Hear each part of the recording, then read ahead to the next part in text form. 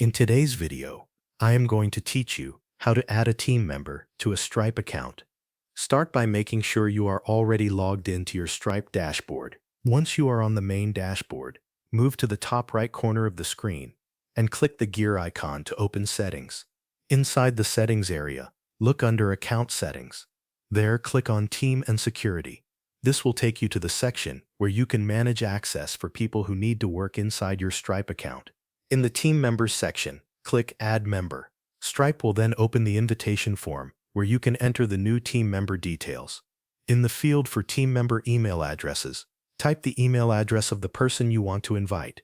Next, go to the area for selecting team member roles.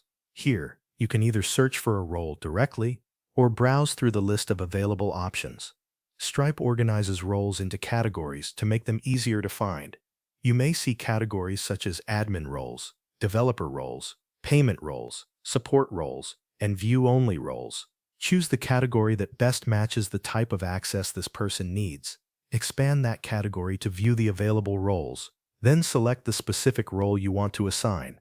Each role comes with a defined set of permissions, so it is important to choose the one that matches the team member's responsibilities.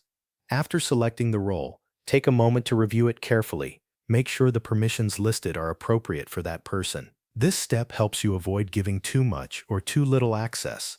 Once everything looks correct, click Send Invites. Stripe will send an invitation to the team member so they can join your account with the assigned role.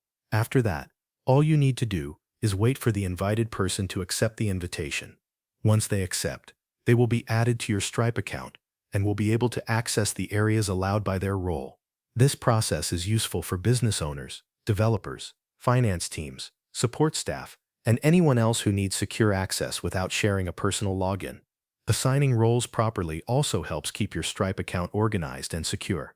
If you need to add more people later, you can return to the same Team and Security section and repeat the process for each new member. Thanks for watching. That covers everything you need to know.